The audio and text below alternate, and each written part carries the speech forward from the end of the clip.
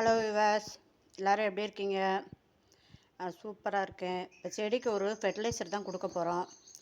அதுபோக மிளகாய் செடிக்கு ஒரு சின்ன டிப்ஸு என்னென்னு பார்த்தீங்கன்னா, மேலே பார்க்க இலை நல்லா சூப்பராக இருக்குது. மேலே ஒரு பூச்சி தாக்குதல் இல்லை பாருங்கள்.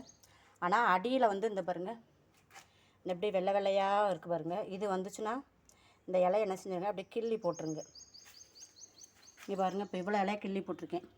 அதில் ஃபுல்லும் அப்படியேவும் மாப்பூச்சி வந்தோடனே அஸ்வினி பூச்சி வந்துடுவாங்க. கரெக்டாக அந்த பூ பூக்கிற நேரம் என்ன செய்யும், இந்த செடியை தாக்குறதுக்கு வருவாங்க. அவளுக்கு எப்படி தான் மூக்கு வேர்க்குமோ தெரியாது, வந்துடுவாங்க. இது இந்த மிளகா தான் வியூவர்ஸ். நான் கொடை மிளகான்னு நினச்சி ரொம்ப ஆசையாக இருந்தேன். இங்கே பாருங்கள், இது நீளமாக தான் வருது மிளகா. அங்கங்கே மிளகா நிறையா கிடக்கு. சரி, எது தான் குடமிளகா வரும்னு தெரியல. இன்னொரு க்ரோ பேக்கில் இல்லை 2 செடி இருந்துச்சுல, ஒன்று எடுத்து இன்னொரு க்ரோ பேக்கில் வச்சுட்டேன். அது கண்டா குடமிளகா வருதான்னு பார்ப்போம். குடமிளகா பறிக்கணும் தான் ஆசை நமக்கு. இப்போ ஒரு ஃபெர்டிலைசர் தான் கொடுக்க போகிறோம். அதுக்கு முன்னாடி நினச்சிங்க, ஜோதி ஃபார்மிங்கை சப்ஸ்கிரைப் பண்ணிக்கோங்க. அதில் ஆளுங்கிற பெல்லைக்கான கிளிக் பண்ணிக்கோங்க. அப்போ தான் நான் போடுற வீடியோ உடனே உங்களுக்கு நோட்டிஃபிகேஷனாக கிடைக்கும். வாங்க வீடியோக்குள்ளே போவோம். இன்றைக்கி வாழைப்பழ கரைசல் கொடுக்க போகிறோம். வாழைப்பழத்தையும் இது நாட்டு சர்க்கரையும் போட்டு இதில் எடுத்து வச்சுருக்கேன். இதைத்தான் என்ன செய்ய போகிறேன், ஒரு 10 ml 3 லிட்டர் தண்ணிக்கு ஊற்றிட்டு இதை கொடுத்துட்டோன்னா சரி, நல்ல பூக்கள் காய்கள்லாம் என்ன செய்யும், தரமாக வரும். இதில் கால்சியம் சத்து நிறையா இருக்குது. அதனால் இதை செடிகளுக்கு நம்ம கொடுத்துடுவோம். இது ரோஜா செடிக்கு, மல்லிகை செடிக்கு, எல்லா காய்கறி செடிக்கும் என்ன செய்யலாம், இதை நம்ம கொடுத்து விட்டுடலாம். மழை பெஞ்சதுனால கொஞ்சம் தண்ணியை கொஞ்சம் லேட்டாக தான் ஊற்றுறேன். நேற்று சடன்னு மழை பெஞ்சிச்சு, கொஞ்சம் மண்ணெல்லாம் ஈரமாக தான் இருந்துச்சு.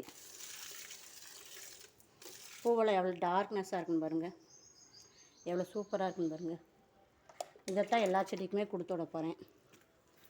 அடுத்து ஒரு அவரைக்காய் செடின்னு ஒன்று கொண்டாந்து நட்டுன்னு சொன்னேன்ல, அதில் என்ன காய் வந்திருக்குன்னு சொல்லி உங்கள்கிட்ட காமிக்கேன் பாருங்கள்.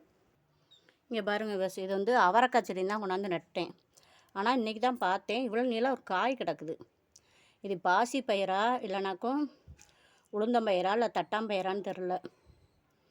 நான் கூட ஒரு வேளை வெங்காயத்தால் தான் அப்படி முளைச்சிருக்குன்னு நினச்சேன். ஏன்னா கூட வெங்காயம் ஊனியிருப்பேன்ல, அதுன்னு நினச்சேன். கடைசி இன்னைக்கு தான் பார்த்தேன் காலையில். இது ஒரு பயிர் வகை, நீளமாக ஒரு காய், ஒரு பூ பூத்துருந்துச்சு. பூத்து இவ்வளோ நீளம் ஒரு காய் ஒன்று வந்துருச்சு. இதை காலைல பார்க்கும் போதே அப்படியே ஒரு ஹாப்பி எனக்கு. சூப்பராக இருக்குது பாருங்கள். அது என்ன காயின்னு சொல்லி எனக்கு சொல்லுங்கள் கமெண்டில். இந்த எடுத்து வச்சுருக்கேன் பாருங்கள், இன்னொரு மிளகாயை க்ரோ பேக்கில் எடுத்து வச்சுருக்கேன் பாருங்கள். இந்த இடத்துல வெயில் வரும்னு வச்சுருக்கேன், ஆனால் நிழல் அடிக்கி.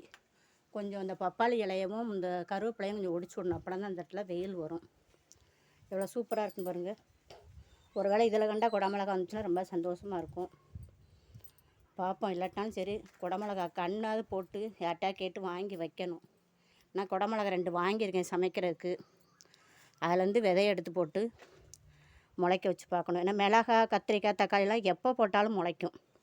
அதுக்கெல்லாம் சீசனே கிடையாது. அதோட இங்கே பாருங்கள் பஸ், இன்றைக்கி ஒரே ரெட் கலராக பூ பூத்துருக்கு. எவ்வளோ அழகாக இருக்குன்னு பாருங்கள். அவ்வளோ ரெட் கலர் தான் இந்த காட் ரோஸு. பார்க்கவே செம்மையாக இருக்குது. ஒரே ஒரு எல்லோ மட்டும் ரெட்டுக்கு இதாக மேட்சாக ஒரு எல்லோ பூத்துருக்கு. எவ்வளோ சூப்பராக இருக்குன்னு பாருங்கள். எல்லா செடியும் எவ்வளோ சிறப்பாக இருக்குன்னு பாருங்கள். தக்காளி இவ்வளோ தான் வருது, நாட்டு தக்காளி. இந்த இதுவும் பழுக்கிற மாதிரி தான் கிடக்கு. இதுவும் பழுத்து உங்களுக்கு இங்கே 2 கிடக்கு பாருங்கள். இதுவும் பழுக்கிற தருவாயில் தான் இருக்குது. அதுக்கு மட்டும் இங்கே பூ அடுத்து காய் வைக்க ஆரம்பிச்சிட்டாங்க. மேலே ஒன்று பழுக்க ஆரம்பிச்சுன்னா அடுத்தாப்பில் பூ வைக்கிறதுக்கு வந்துடும். இதான் அந்த செடியோட தாத்பரியமே அதுதான். ஒன்று பூத்து முடிச்சிச்சா அடுத்தாப்பில் காய் வைக்கிறதுக்கு ரெடி ஆகிடுவாங்க. நம்ம பூ வரல காய் வரலன்னு சொல்லி நம்ம யோசிக்கவே வேண்டாம், ஆட்டோமேட்டிக்காக வந்துக்கிட்டே இருக்கும். நமக்கு எப்போயுமே காய் இருக்குன்னு நினச்சி நம்ம நம்பினோம்னா சரி, யூனிவர்ஸ் எல்லாமே அதுவாக நடத்தி கொடுக்கும். அதனால் எப்போயுமே யூனிவர்ஸே நம்புங்க, அது நல்லா நமக்கு இதாகும். அதோட இந்த வெண்டைக்காய் நம்ம என்ன செஞ்சுக்கிடுவோம், ஹார்வெஸ்ட் பண்ணி பார்க்கவே அழகாக இருக்குது. இதை கழுவிட்டு சாப்பிட்டோன்னா செம்மையாக இருக்கும். நம்ம ஆர்கானிக்காக வளர்க்குறோம்ல, நல்லா சாஃப்டாக இருக்கும் மென்று சாப்பிட்றதுக்கு. அதைத்தான் இன்றைக்கி இதை எடுத்திருக்கேன். ஒரு வெண்டைக்காய் சாப்பிடுவோம் அப்படின்னு. பாவக்காய் நிறையா பிஞ்சு விட்ருக்கு. இன்றைக்கி தான் எடுத்து எல்லாத்தையும் ஒன்று போல் எடுத்து விட்டேன். காய் எல்லாமே நல்லா பெருசாக கிடக்குது. இந்த பாருங்க, இன்னும் இது நீளம் வரணும் உங்களுக்கு. இந்த ஒன்று கிடக்கு, இந்த ஒன்று கிடக்கு பாருங்க. அதேமாரி இந்த பக்கமும் ஒரு இந்த பாருங்க, நான் உள்ளே இன்னும் 2 காய் கிடக்குது. நான் இன்னைக்கு தான் பார்த்தேன். செடியெல்லாம் எடுத்து ஒன்று போல் எடுத்து விட்டேன். இந்த எங்கே குளத்தில் ஒரு காய் கிடந்துச்சு, இந்த கிடக்கு பாருங்க.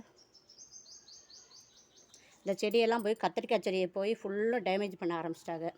அதனால் எடுத்து இந்த பக்கம் எல்லாத்தையும் தூக்கி விட்ருக்கேன். நேற்று ஒரு 4 பூ பூத்துச்சு. அந்த பூவையே என்ன செஞ்சுட்டேன், நேற்று பறிக்க மறந்துட்டேன். அதை எடுத்து இப்போ கொண்டு போய் சாமிக்கு வச்சுருவோம். அடுத்தாப்பில் மொட்டு இன்னைக்கு 4 மொட்டு இருக்குது. அதையும் பிறவாட்டி எடுத்துடணும் சாயங்காலம் போல். இந்த பூத்த பூ இருக்கிறதுனால நிறைய தேனீக்கள் சுற்றினாங்க. தேனீக்கள் வந்துச்சுன்னா சரி நமக்கு பாலினேஷன் நடக்கும்ல, அதுக்காக சரி பூத்துருக்கட்டுன்ட்டு விட்டுருந்தேன் நேற்று. இன்னும் அடுத்து இந்த மொட்டு இருக்குது பாருங்கள். இது வந்து இன்றைக்கி பூக்கிற மொட்டு. இந்த அதுலேயும் 3 மொட்டு இருக்குது. இந்த அந்த பக்கம் ஒரு 2 மொட்டு இருக்குது. இப்போ தான் கொஞ்சம் கொஞ்சமாக வர ஆரம்பிக்கி. இந்த இங்கேயும் 2 மொட்டு இருக்குது பாருங்கள். இப்படியே பிடிச்சா லைக் பண்ணுங்கள், சப்ஸ்கிரைப் பண்ணுங்கள். ஜோதி ஃபார்மிங்க. இன்றைக்கி கொஞ்சம் வாடாமல்லியும் எடுக்க போகிறேன். எடுத்து இன்றைக்கி மல்லிகைப்பூ கொஞ்சம் வாங்கி வச்சுருக்கேன். அதுக்கு வச்சு இந்த ஊட வச்சு கட்டினோம்னா சரி செம்மையாக இருக்கும். அதுக்கு தான் கொஞ்சம் பரும்பூவாக இருக்குது பாருங்கள். இந்த பரும்பூவாக இருக்கிறத மட்டும் என்ன செஞ்சு விட்டணும், எடுத்து விட்டணும். நம்ம வளர்ப்புகளுக்காக ஒரு சேனல் ஆரம்பிச்சிருக்கோம், ஜெர்சி மாரன் பேல்டுன்னு. அதையும் சப்ஸ்கிரைப் பண்ணுங்கள், கமெண்ட் பண்ணுங்கள். நிறைய பேர் சப்ஸ்கிரைப் பண்ணியிருக்கீங்க. எல்லாருக்குமே ரொம்ப நன்றி. ஜோதி ஃபார்மிங் சப்ஸ்கிரைப் பண்ணுங்கள், லைக் பண்ணுங்கள், ஷேர் பண்ணுங்கள். தேங்க்யூ.